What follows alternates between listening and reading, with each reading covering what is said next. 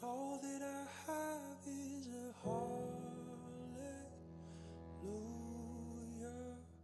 hallelujah. And I know it's not much, but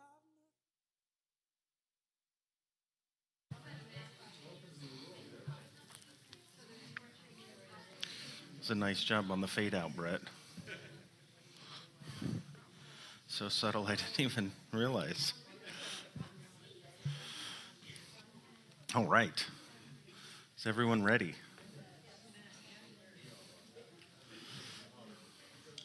I don't believe you. Welcome, everyone. Welcome to our Wednesday night study. Our young people are here. Hello, young people. Oh, man. No, I wasn't talking to you, Anthony. What's that? Yes, Pat and Jim are back. Welcome back, guys. Got here just in time. Just in time for the fun stuff. So we continue through our study here on knowing your enemy, and we are in, if you can believe it, you know what? I think, do we have any AAA batteries? I think this doesn't work. I didn't see any in the closet the other day.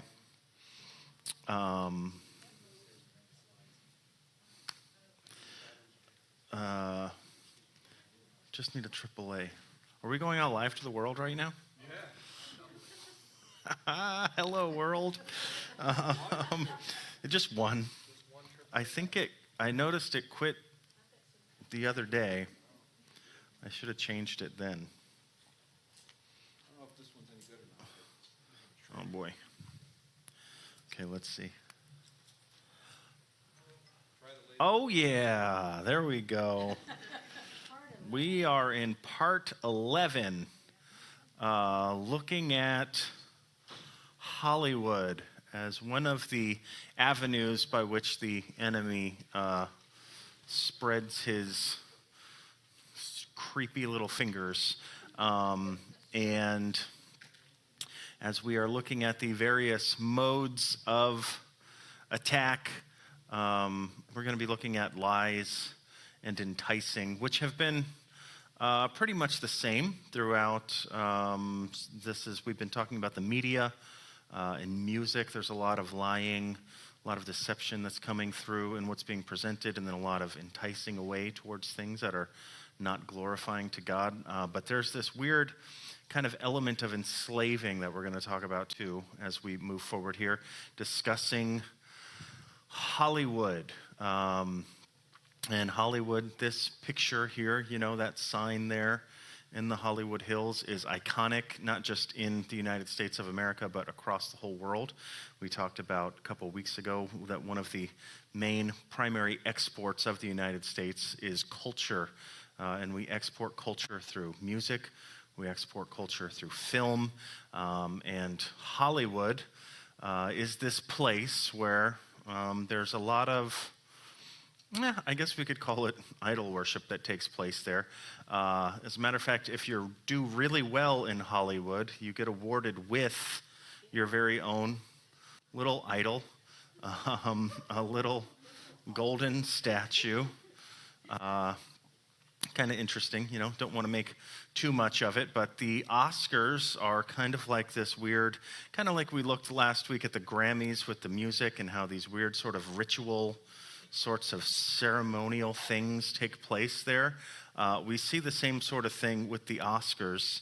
And if you did not know, the Oscars are held at the Kodak Theater in Los Angeles. And as you are making your way to the Kodak Theater, you have to pass through this courtyard that's called the Babylon Courtyard.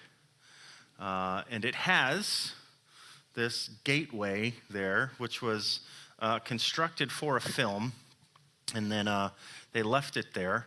and it is something like a gateway into, it's a recreation of something that actually existed in the ancient world, and these serve as kind of like portals into other worlds. And this is right there out in front of the Kodak Theater, where everyone would walk right through this thing on their way in.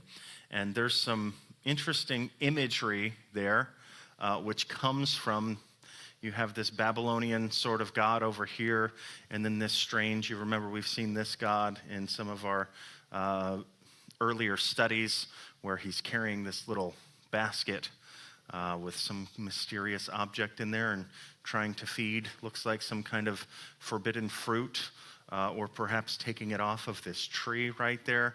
But this imagery over the courtyard of Babylon, it's called, when you walk in, and you may just be hearing about this for the very first time, but the elite and the celebrities, they know that all of this is going on. And I have just a little video here, just to kind of show you just a little bit that they kind of know what they're doing.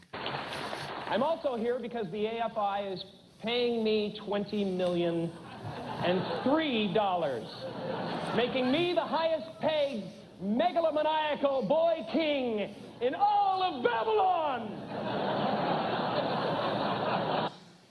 Good evening, godless sodomites.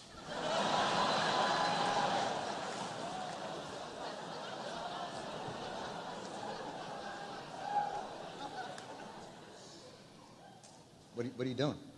I'm bringing the truth, John. We're in Hollywood, the belly of the beast. You can't just read the prompter? I'm reading the prompter in here. The results are often dramatic and always unexpected. We're here to honor achievement in that category. By giving you a golden idol to worship. Kneel before your God, Babylon!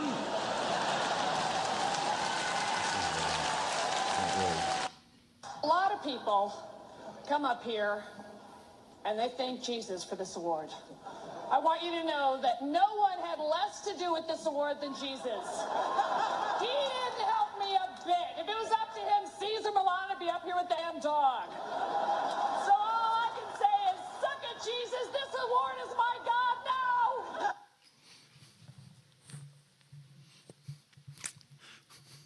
There you go. That's funny, right? No, of course that's not funny. So, you kind of, it's, tongue-in-cheek there, and it's difficult, to say whether they're making a mockery of the system itself, seems unlikely, or whether they're making a mockery of the people who are recognizing that these sorts of things are happening, like us. That seems much more likely. But the whole thing, these ceremonies, in this sort of like elevation of these celebrities, these stars, these famous people, it really kind of has its roots in what we might call kind of the worship of false gods. And very interestingly, the Oscars, in Hollywood, very much associated with that red carpet that you're all probably familiar with. And if you ever wondered about the red carpet and where that comes from, the earliest known reference to a red carpet is in Aeschylus' play, Agamemnon, where a king is greeted with a crimson pathway symbolizing divine favor. So he's walking down this crimson pathway because he's favored by the gods. In ancient Greece, red carpets were reserved for gods and goddesses, as walking on them was seen as a way of avoiding contact with the mortal world. So the red carpet symbolizes divine favor, that the gods are looking down on you, and it is actually, to a certain degree, you are elevating yourself to godhood, and it is kind of you're staying above the mortal world, not having to touch the filth of the ground that the peasants walk on, so to speak. And it's interesting at these Oscars in particular, when they are walking down the red carpet and being ogled over and people are taking their pictures to see, just kind of some of the imagery that comes out of there. You have over here, I just thought that this one was interesting. You have Charlize Theron standing there right next to like a statue, if you will, of a god, an idol, and it is kind of like she's becoming one herself, which is exactly what happens in those instances. You have there the lead character from the Wicked movie, the Wicked Witch of the West. She just has just an interesting costume that she has on there. And then I thought it was neat that down here you have, Lady Gaga standing there pictured, and the geometric patterns that they chose to use there I thought were interesting, where you have the triangles with the little god right there in the center of the triangle, as we've become quite familiar with that sort of design and that pattern there. So all of these things, you could say coincidences or maybe just happened by chance, but I don't think so. And the idea, I guess, is that these people are being raised to statuses of gods, where people are essentially fawning over them, worshiping them, all of those different kinds of things. And you might even say, if the Oscar statue was an idol, that again, these people are becoming idols themselves. And we have a whole show about that, don't we? And you just it's just like, oh yeah, it's just American Idol. You just put it right out there like it's good old harmless fun. Listen, we're going to create idols for you guys to worship, to give your money to give your attention to give your affections to, all of these things that normally would be reserved for the worship of another god. But these actors, are there. And interesting, if you were with us in our study through Ephesians, we talked about the word actor and its Greek origin. And the word hypocrite is from the Greek hypokritais, which means actor or stage player. So a hypocrite in ancient Greece was an actor. You can see how we would make that connection with the English word. And in ancient Greek theater, actors were masked to portray different characters, and the term evolved to describe someone pretending to be something they are not. So when we're talking about someone who's a hypocrite, someone who's pretends to be something, they talk about being something, they pretend to be that, even though they are not that themselves. So they're actors, they're pretenders, and that is what you have in Hollywood, is a bunch of people pretending to be something that they are not, which is really interesting when we think about our adversary, the devil, Satan himself, masquerades as an angel of light, that Satan actually goes around pretending to be something that he is not, that he is an actor. And I'm not trying to suggest that all actors are somehow evil, but what I am saying is that there is something nefarious, something tricky that is going on when it comes to performance, when it comes to movies and acting and those sorts of things, that there is a certain amount of deception that is taking place. And we remember, as we're talking about the media, that this is various types of outlets or tools used to store or deliver semantic information, engaged in the collection, production, and dissemination of information in any form. So the media is that thing that stands between a messenger and its recipient. The masses is the media, and it comes in various forms: music, movies, news programming, magazines, those sorts of things. So this is one form of communicating a message from a messenger to the masses. And again, we have to ask ourselves, who is the messenger? Who is it that is trying to communicate a message through this form of media that I am taking in? Who's on the other side of that? I know I'm here. I know that the media is there, whatever I'm taking in. Who's behind it and what's going on? And this is a question that we always need to be asking ourselves. And movies, in particular, are intended to present a new kind of reality. They are used to kind of portray something in a different light, or portray a reality that exists primarily in the mind of for movies, we'll say the director. A very famous director in Hollywood, one whom you're probably all familiar with or have heard the name, probably seen one of his movies or two.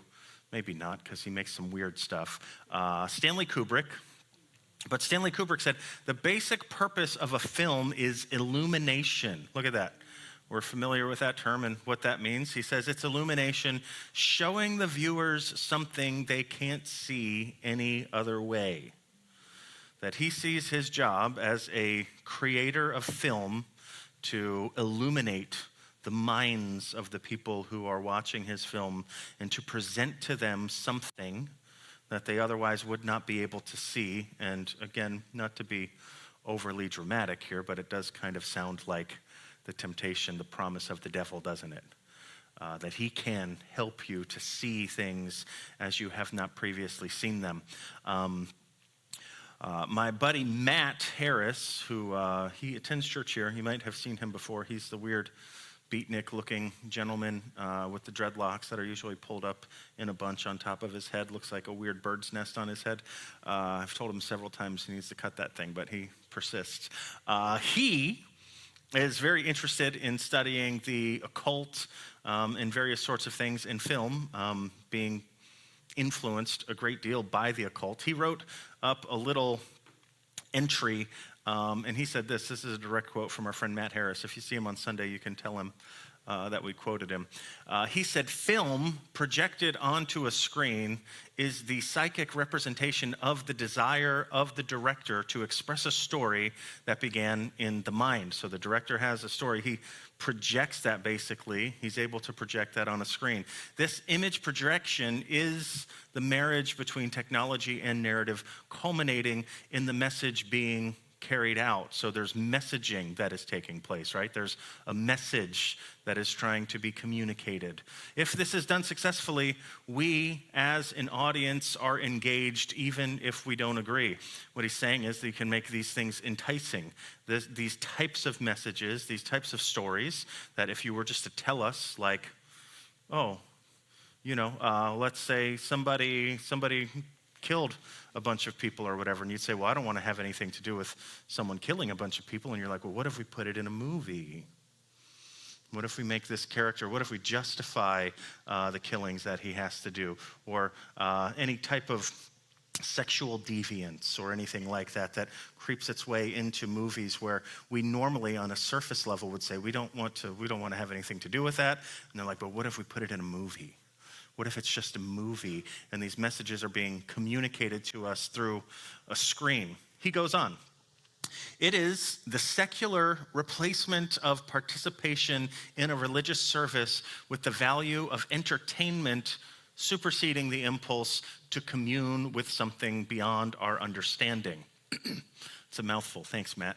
What he's saying is essentially these are sort of ritual worship type services where when we would normally want to engage with a higher power, instead we're participating in this experience that comes up in film. This is an attempt to harness the attention toward the divine and redirect it to the screen. So the attention we ought to be giving to God, we instead are giving to some film. This is the eternal round, the constant invisible war between the sensual and the spiritual. That there is a pull that we have towards God, this sort of, you might call it a fascination, even some kind of obsession that is right for us to have in relation to God, this sort of desire to have our minds filled, to be entertained even, if you will, and we find this outside of God. Leonard Ravenhill, the great Scottish preacher, said that entertainment is the devil's substitute for joy. The more joy you have in the Lord, the less entertainment you need. Leonard Ravenhill saw this same sort of paradoxical thing there where he said, if you are satisfied in the Lord, then you do not need to be entertained, because you are finding everything that you need in God. The word entertain, I looked up the etymology of this. Very interesting. Entertain comes from the Latin inter and tenere, which is among and to hold, or essentially you could say to hold among, to hold on, to grasp someone. You might paraphrase it by saying to keep someone in a particular state of mind. That entertaining is holding on to a person, holding on to their attention.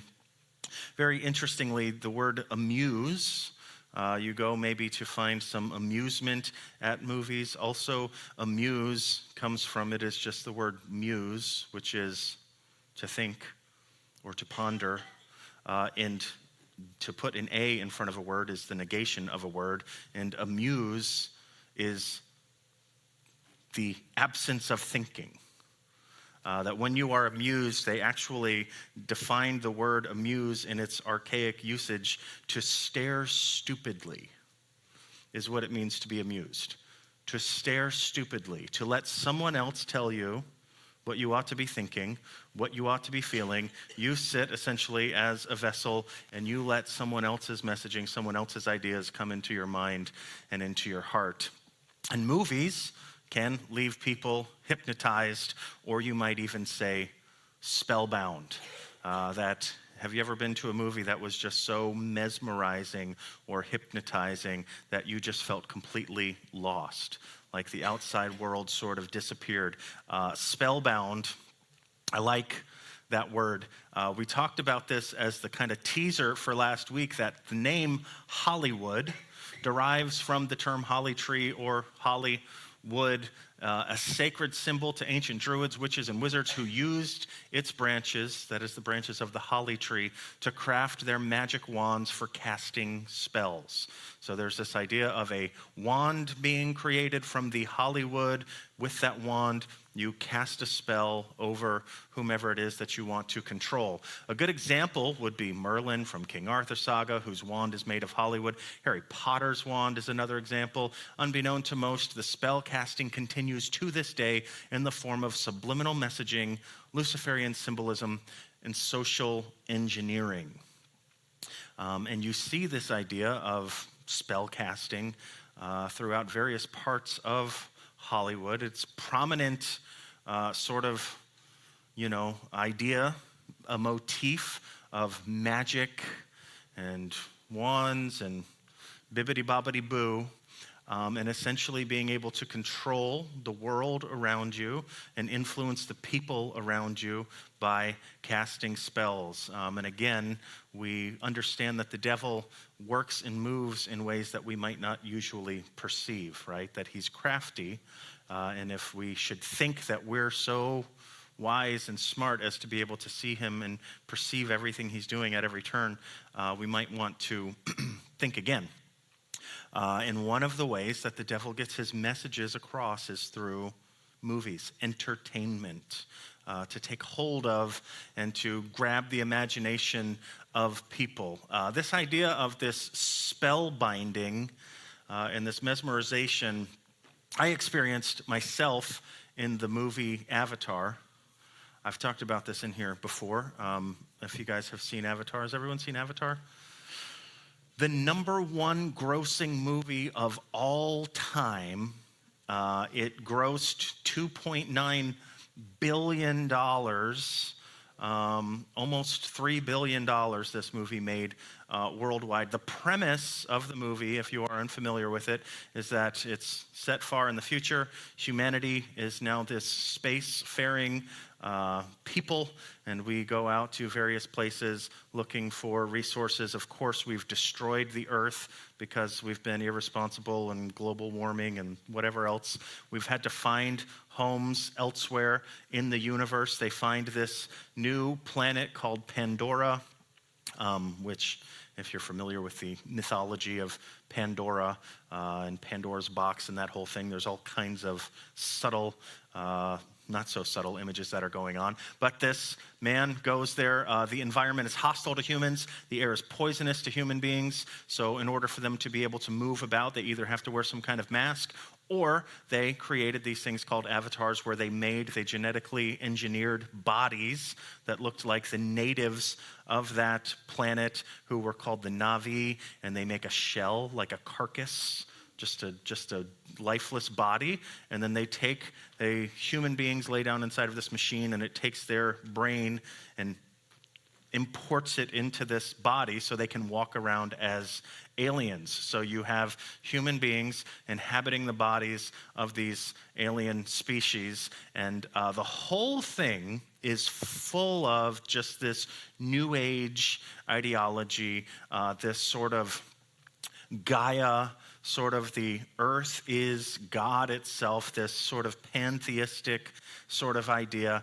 The same sorts of things that you see in like the Fern Gully movie. It's kind of like a retelling of Fern Gully, or even of something like Pocahontas or Dances with Wolves or something like that, where you have this sort of like primitive culture of people, but they are actually the ones who are enlightened and who are connected to the earth, and they have to teach these other people these lessons. And there's just a lot of strange messaging that's in there. They don't call Mother Earth Gaia, they call Mother Earth Awa, which is sort of like a reversal of the name of God, which is Yahweh, and you have those syllables just kind of reversed, and they have Awa, who is the God of the earth that they essentially worship and try to commune with. And it's really, there's all kinds of twisted and what I guess we would call demonic sort of messaging that's in it, but a brilliantly done movie.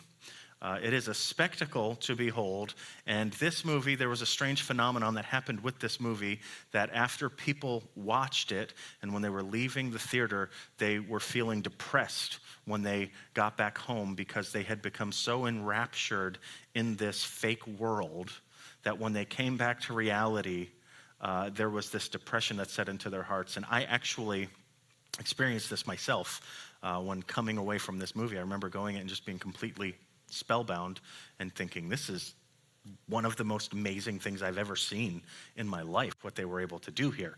And then I remember the car ride home. I rode with my brother down there, and he was driving, and I was just sitting there like with my head against the window, just like, life is so horrible. I want to live on Pandora. And this weird, like, it was like a spell was cast on me that like started to influence my mind in my heart. And this was actually, you can look it up, there was a phenomenon that surrounded this movie where many people experienced this same sort of thing, and they're good at it. They do this intentionally. It is their desire to draw you into this other world and for you to hear the message that they're telling. And James Cameron did this masterfully in this, why it is the #1 grossing movie of all time, because he cast a spell on everyone, if you will, through his film. And that's, one of the things that they are doing. But also, Hollywood is the perfect venue for communicating subliminal messages to the masses, that it is not just trying to entertain you and give you this magical journey, but they are trying to communicate messages to you.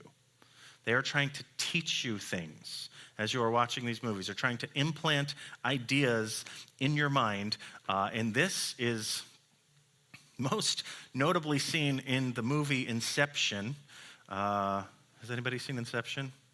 The Inception, I think Inception is my favorite movie ever.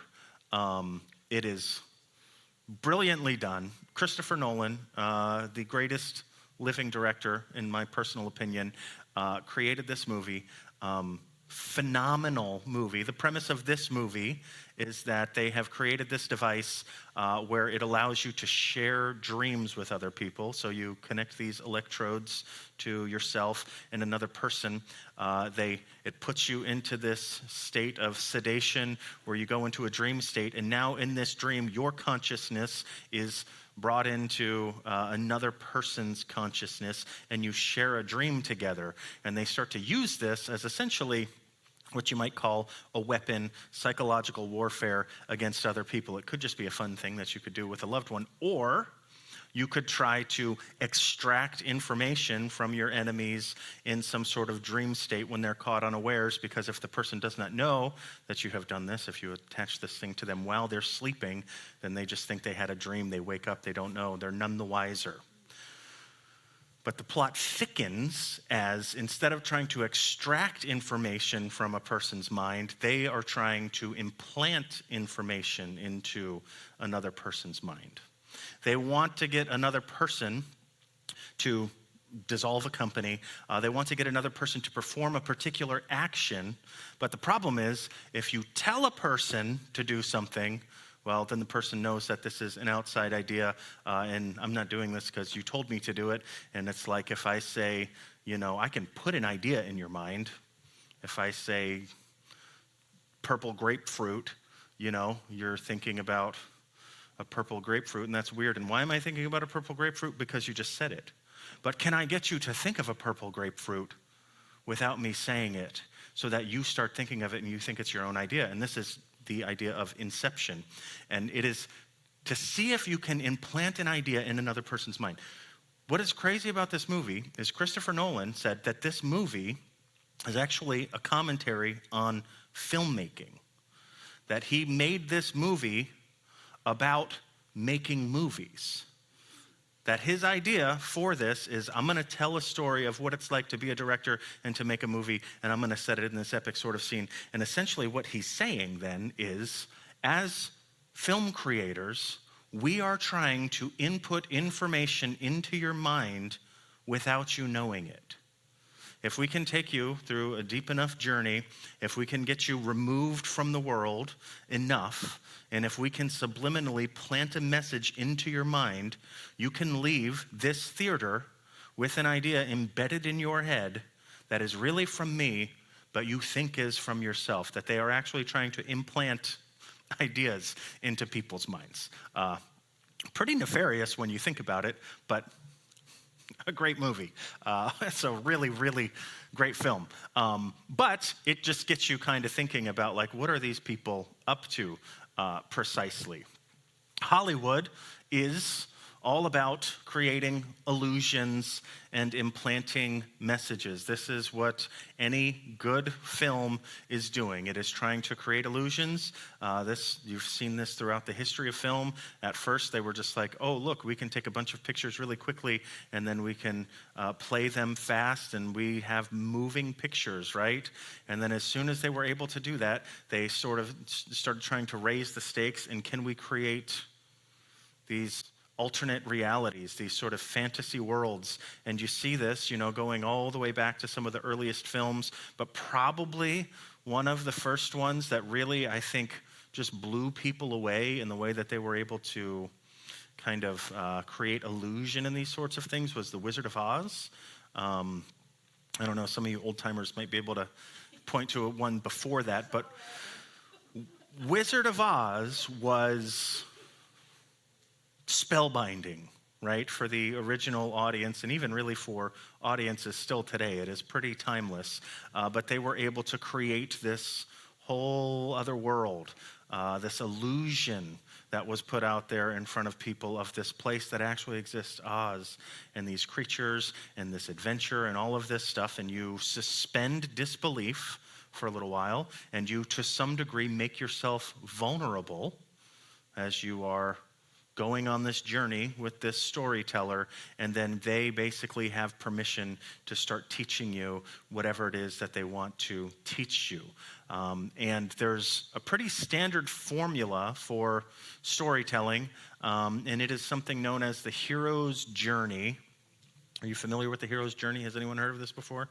It's essentially like the archetype for all stories. There's maybe about like 4 different stories, I think, that they say, but the hero's journey is one in particular where your hero starts in the ordinary world, just like living their daily life, just going about a normal kind of casual life is how the story starts.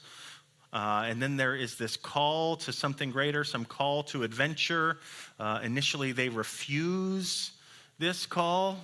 until they meet up with some enlightened individual who's going to be their mentor and who's going to help guide them through this new enlightenment process.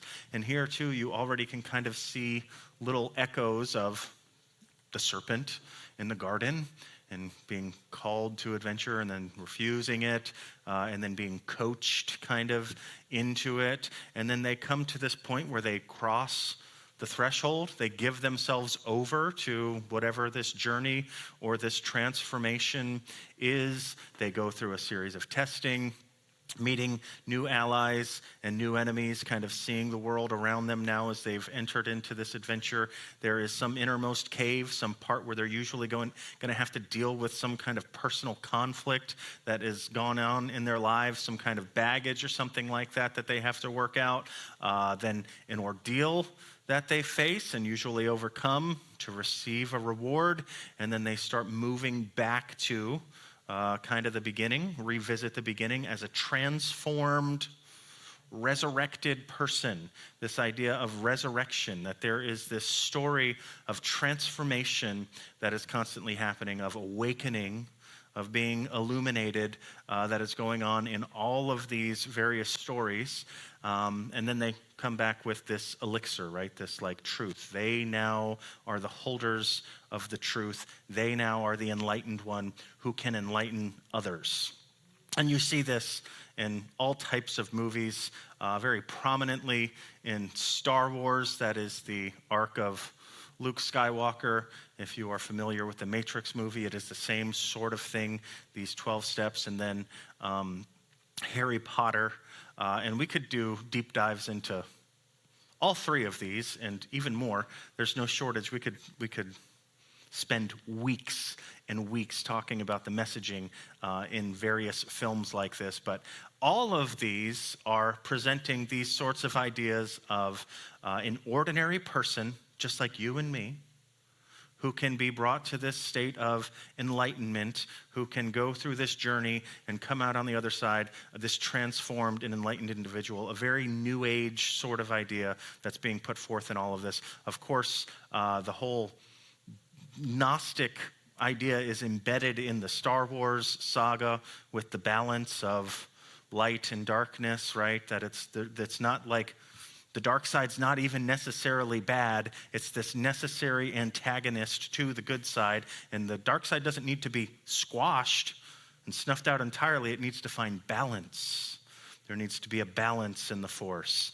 And this whole sort of idea that it all goes back to that yin and yang sort of thing, and this basically God and the devil being equal opposites sort of idea, which is laced throughout all of these various films, these different new age ideas. And sometimes in those, the messaging can be very subvert. That is that you don't really perceive it.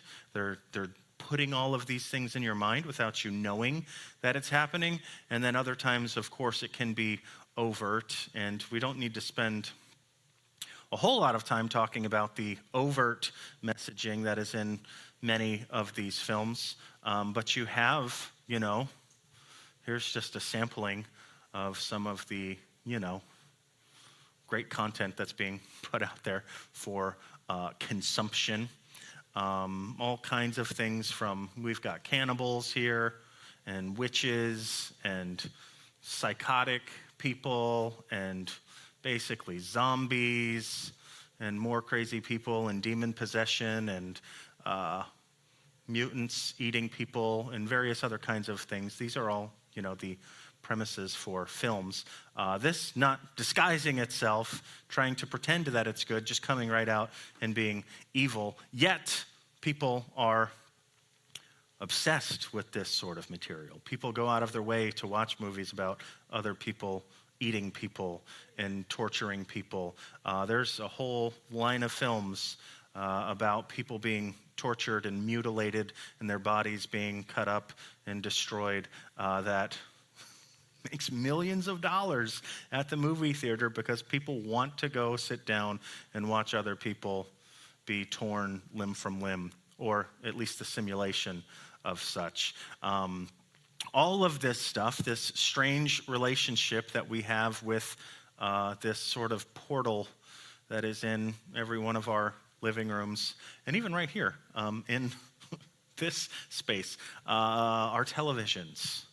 You might notice that one there on the left is from the movie Poltergeist. You guys remember that one?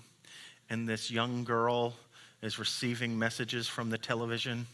There is some kind of spirit, some kind of demon that is inside the TV that is talking to this young girl and giving her messages, basically announcing that these demons are coming.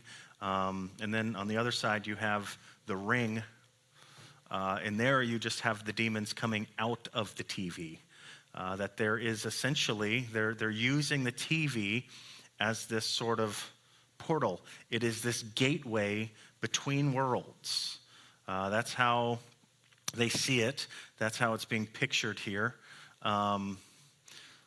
Jalissa, we usually save the questions for the end, but go ahead. You look so passionate.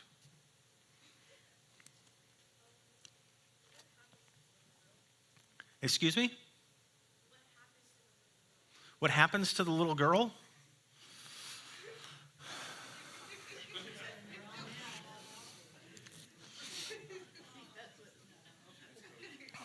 Are you nervous?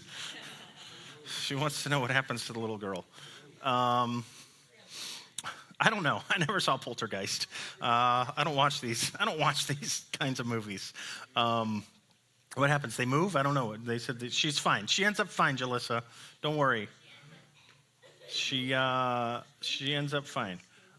Yeah. What happens?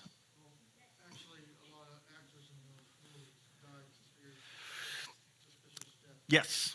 He said that a lot of the people associated with that film died suspicious deaths. They did. That's in real life. Several of them. Oh, the actress died when she was 12. Yeah. So this is not uncommon. Many of the actors and people associated with this film in real life died. This happens sort of routinely. You can find interviews from various actors who have been involved in these types of movies. One of them is the actor who played It, the clown from the Stephen King book in the Hollywood adaptation, not the one that was made for TV that came out some decades ago, but the most recent one. Sarsgaard is his last name, and he talked about the fact that he basically described a demon possession, that he was possessed by a demon while he was working on the film. He went from that film to the next one that he just most recently put out. I can't remember the name of it, but it's basically about Dracula. It's a vampire. It's a Dracula story. And this woman is essentially accosted by spirits, and then she pledges her life to them, marries essentially this demon who then comes and visits her in her sleep, and they have a romance. And that was the next person that he played. And he, basically says in this time he felt like he was possessed by a demon. The Wicked movie that just came out, which we saw the picture of, sort of a prequel, a prelude to The Wizard of Oz. I was working on trying to find some scenes from that, not from the film, but from the interviews, where Ariana Grande, who plays Glenda, and then the other actress whose name I forget, who plays the Wicked Witch of the West, are just acting completely bizarre after the film. And they talked about the fact that on set every day there was this sort of, they were like practicing witchcraft on the set. They're in this very strange relationship, the two of them now, where they do interviews together and they're constantly holding hands with their fingers interlocked and staring off with these wide eyes. And it's very, very strange. Could have put some of it in there, but there's just a lot. There's a lot of ground to cover. But this sort of relationship that we have with our screens, with our televisions, and not even just our televisions now, but even our mobile devices. Hollywood is leaning into this idea, even with the series called Black Mirror. Are you guys familiar with Black Mirror? You say, what is a black mirror? Here it is. Here's your black mirror. See, it's just, you look at it, and what's interesting is that when you look at it, you see yourself if it's turned off. Really, it's kind of like the idea is that it is you who's in there the whole time. It's the same thing with our screens. At home, when your TV's off, it's black and you can see yourself in it. And the premise of the show Black Mirror is it is essentially an expose on humanity and where humanity is headed. It's sort of like a modern version of the Twilight Zone, where there are these short stories that are told that are very creepy and haunting, but Black Mirror is set either in present day or in some future time, and basically talking about the evils that can be committed through technology and these sorts of things. But the idea of a black mirror, of a screen, is that we are actually inside of it ourselves, that the stories that are coming out are representations of who we are, and it is one more way in which they're trying to draw us in and create us in their own image. That there is messaging that is going on, that is coming from these things, that is moving into us, and there is this sort of symbiosis of viewer and message that are taking place, where whether you want to accept it and believe it or not, you are being influenced by the things that you put into your mind. That the things that are coming out of the screens and going into your mind are influencing you. They have an influence on you. It is, a strange thing to think that we are beyond influence, even that advertising or something like that doesn't work. Like, you're not going to get me with that advertisement. You can't just put a bottle of Coke on the screen and expect me to want to get one. They spend billions of dollars doing it because it works, not because it doesn't work. The research says if we put this in front of people, they will do the thing that we are telling them to do. They will buy the thing that we're telling them they need to buy. They will participate in the things that we are telling them are cool and exciting and are okay. They will do the things that we tell them. We will wave our magic wand in front of them, and they will do whatever we tell them to do. And you think, no, not me. And I would say, if you think not you, you are foolish. We are impressionable. We absolutely are. And movies do it. In this more overt genre of horror, a very interesting thing has happened over the years. Here's a little chart of horror films. The number of horror movies produced going back to 1920, you got 0 there at the baseline, and it's a couple basically a year up into the 50s. You get in the 60s, you see a little bit of action, and then into the 70s and 80s, you get a rise there. Some of those slasher movies started coming out with your Friday the 13th and Halloween movies and those sorts of things. And then into the 90s, looks like right there around 1990, there was a nice little peak. But then look at what happens about 20 years ago in the early 2000s. We go from having about none to a couple hundred horror movies made a year to 1,600 now. And this is only just goes up to 2021. I couldn't find the most recent stats, but you can bet that it's higher. Literally thousands of movies about murder and demonic possession and torturing people and having romantic relationships with demons and whatever other sort of sick, crazy thing that you can think of.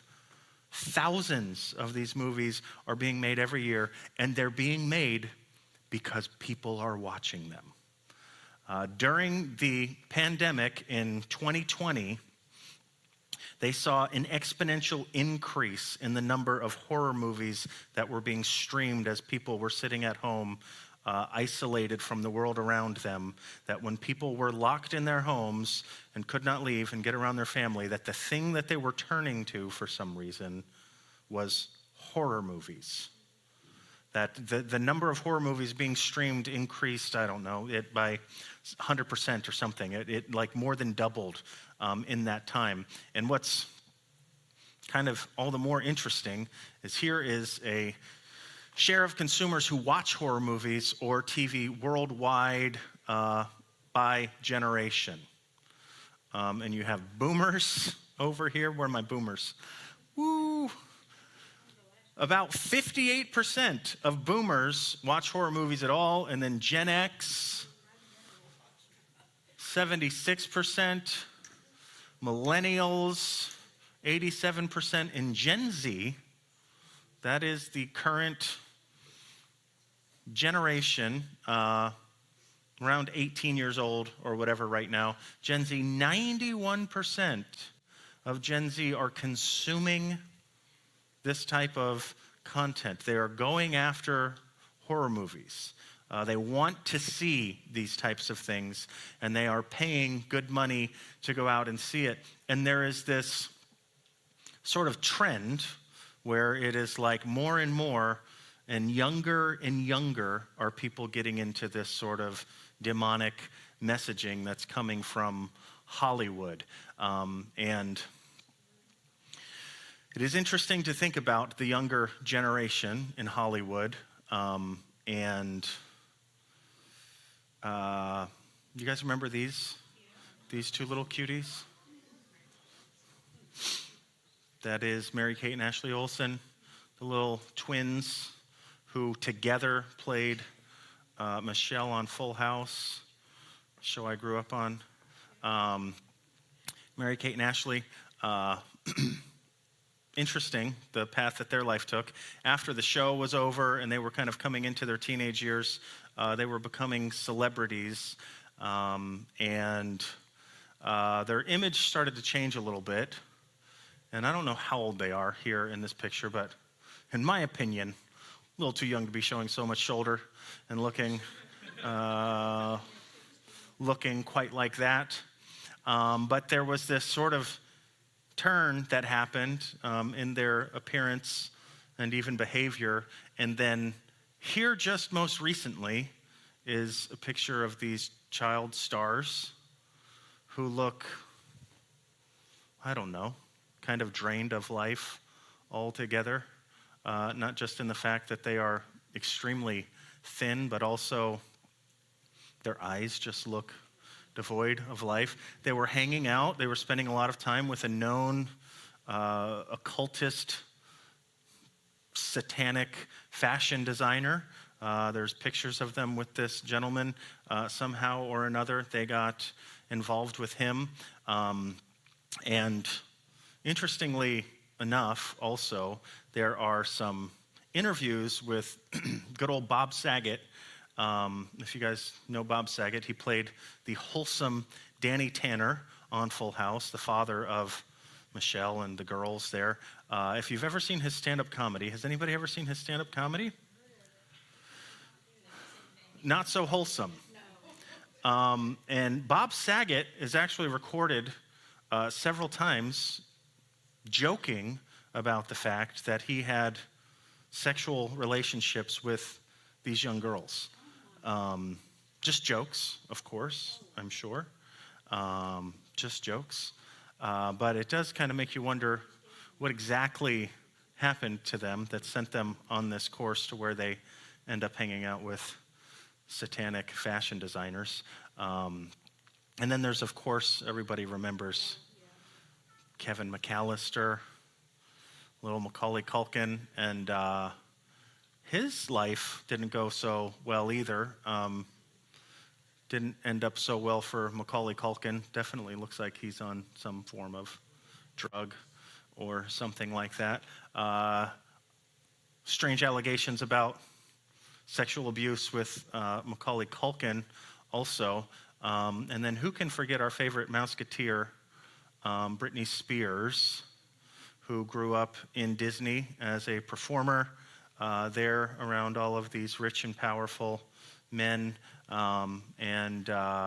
She had a very public psychotic break, if you remember that, when she just went completely nuts and shaved her head and started vandalizing vehicles and things out in the public. And it really just kind of makes you wonder exactly what is going on with all of these child stars and in Hollywood that is causing them all to act like this. There is one child star who came out and started sharing some of his story. His name is Corey Feldman. He was in The Lost Boys, if you're familiar with him. Here's just a little excerpt of an interview that he did. I can tell you that the #1 problem in Hollywood was and is and always will be pedophilia. Nobody talks about pedophilia. It's the big secret. And it's widespread? Oh, yeah. I was surrounded by them. For years now, as evidenced on Nightline in 2011, Corey Feldman has been claiming that he and his good friend, the late Corey Haim, were victims of molestation when they were young actors. Last year, he opened up to our Alex Hudgens. Why didn't you Kids are scared. You know, kids don't think I'm going to go. First of all, for me, the person that was doing it to me the most, you know, I mean, I could say that the two people that did it to me were both close friends of mine, or so I thought. Feldman claims Haim endured more than him. In his book, Choreography, he alleges that Haim was raped on the set of the 1986 film Lucas. The following year, 1987, their film, The Lost Boys, came out. It was when we were both on the set of Lost Boys that, you know, things were happening to both of us, you know, not from anyone on the set, might I clear that up, but, you know, outside elements. How did people not know when these are two, or did they know and they just weren't doing anything about it? I mean, I know he told a lot of people. That's the thing that's so upsetting to me. It's not like it's just me that knows this story. Other people know. A lot of people know. They're still working, they're still out there, and they're some of the richest, most powerful people in this business. Back in 2013, on The View, Feldman was insistent that perpetrators are still out there, but says he won't name names due to statute of limitation laws in California. He also has another reason that echoes something we've heard regarding Harvey Weinstein. From what I've seen, every time somebody tries to bring up a public name and they have a lot of money and power and a publicity machine behind them, the person who does the accusing is the one that ends up looking bad. They would pull away the better looking younger kids and keep them for their own after party, and it would turn into a pool party. And then they'd have their rules. Oh, there's no swimsuits on in the pool. In the wake of the Weinstein scandal, the producers of the film An Open Secret about teen sex abuse in Hollywood released the film for free on Vimeo for 9 days. Much of the film focuses on the organized system within Hollywood for grooming and then abusing children. At the end of the day, it's gotta change. There's so many people out there that have been affected by this.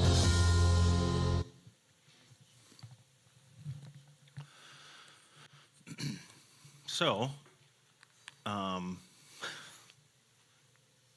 it's not really surprising, is it? Is anyone shocked when you hear this sort of stuff? This is the sort of thing that is allegedly going on, you know, in the most sort of influential places in the country. And it is interesting that anywhere there is several of these nefarious sort of organizations and things like that that we have looked at, there is this child abuse element that is attached to that pretty regularly. There was, of course, the big scandal that happened with the Catholic Church. It kind of almost just became sort of a running punchline about priests and altar boys and these sorts of things, and this sort of satanic mindset, you know, that's embedded in there somewhere. We talked last week about the music industry, and I didn't even bring up the thing about P. Diddy, Sean Combs, which just recently broke, where it turns out that this very famous rapper was having all kinds of crazy parties where they were drugging young girls and raping them, basically, while they were unconscious, and these various sorts of things that were going on. And then, of course, in Hollywood, and Harvey Weinstein, who eventually just got brought to light, but what everybody knew was already going on with the casting couch and that whole thing about how people, when they have power and influence, feel like they can get away with anything. And these evil people are the ones who are in control of the messaging that's going out to the world, and they seem to have a sick fascination with children, which we'll look at a little more closely next week when we look at Disney and what could possibly be wrong with this guy and his mouse. They're coming for the kids. So we'll talk about Disney and the attack on our children next week. Janice. We didn't talk about this tonight, but the mark of the beast. Mm-hmm. Somebody said to me the other day, and I do not remember who it was, that said that our cell phones are the mark of the beast. They had us marked. They know who you are. We can sit here and talk about buying a new car, and everything on your screen is going to come up showing new cars and so forth. Yeah. Yeah, she asked, someone had suggested that our phones are the mark of the beast. I think that all technology is going to be apprehended by the enemy in the latter days. The mark of the beast, I think will be something much more similar to a mark. I think it will be something that, not something that I don't even think that you can be tricked into taking the mark. I mean, the mark has been all kinds of things, from barcodes when they first started, to credit cards, to the COVID vaccine, to all kinds of different things have been the mark of the beast. I think the mark of the beast is going to be very obviously what it is. We talked about that in our study in Revelation, that just through an interpretive lens that the original audience would have understood it. It is a pledge of allegiance to the enemy. It is a pledge of allegiance to the Antichrist, and it is something where you commit your loyalty to him and then receive a mark saying that you have made yourself loyal. So I definitely think that technology will be used by the enemy in the last days, and definitely we're being listened to on our phones. I mean, it's basically proven at this point. So yeah, yes. We'll get to it when we get to it, but if Satan is trying to impersonate God, one of God's attributes is that he's omniscient, that he knows everything. And with supercomputers and AI and all of those different things, if they can pull up logs of everything that you've ever said or done, or everywhere you've been, or every Google search you've ever made, or every whatever, and all this stuff is being stored in a supercomputer somewhere, which allegedly it is. There's pictures of this giant warehouse just full of massive hard drives that are storing everything that you ever do. Then they could just key it up. Give me Janice Melton. And then, oh yes, how about this time when you said such and such and such and such? I didn't say that. Roll the tape. And essentially, a person could apprehend all of that information and become like God, being omniscient, knowing everything about everyone. So yeah, I think that's in line with the devil's plan. Yes, Mike.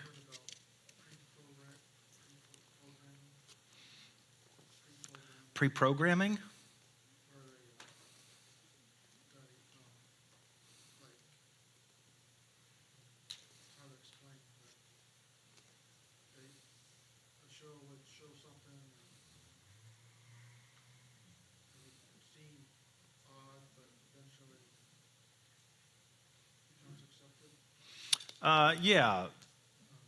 Yeah, showing people things that are initially strange, but yes, just a repetition of certain content or whatever, sort of, you become desensitized to things, programmed in a sense, yeah.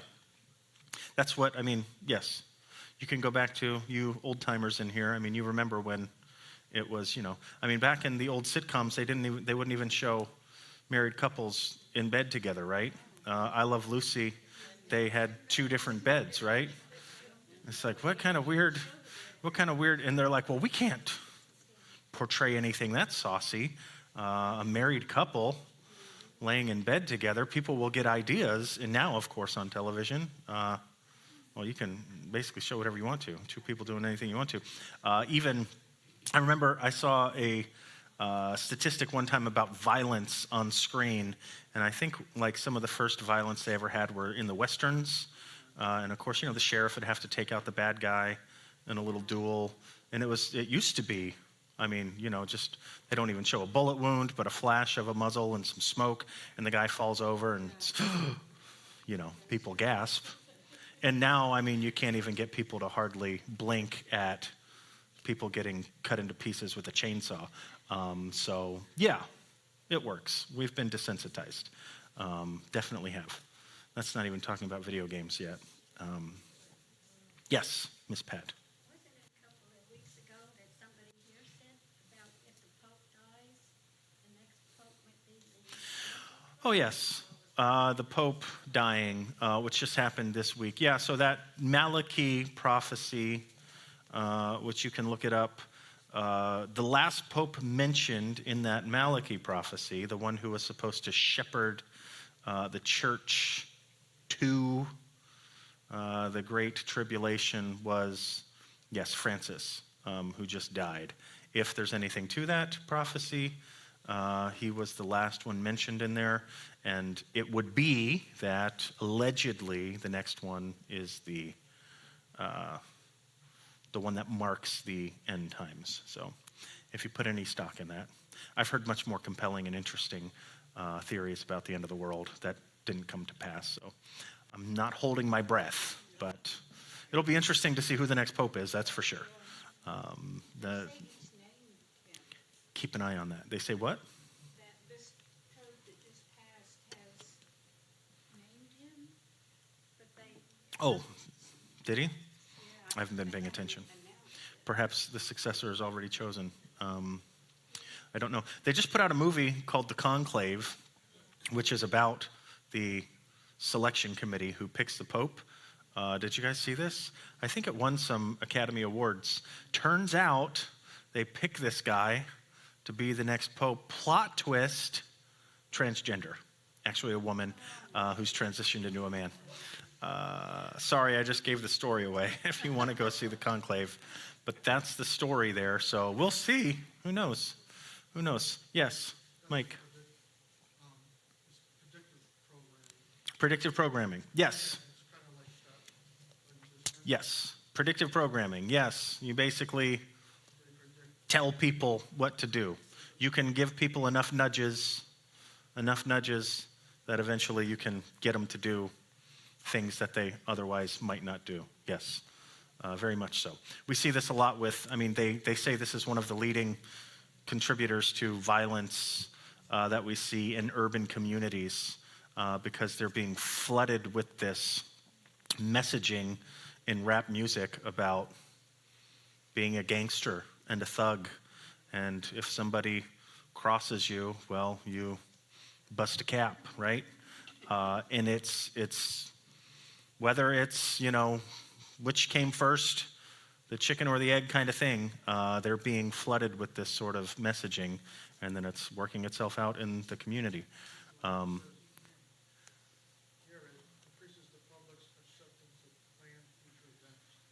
Yeah. Yep.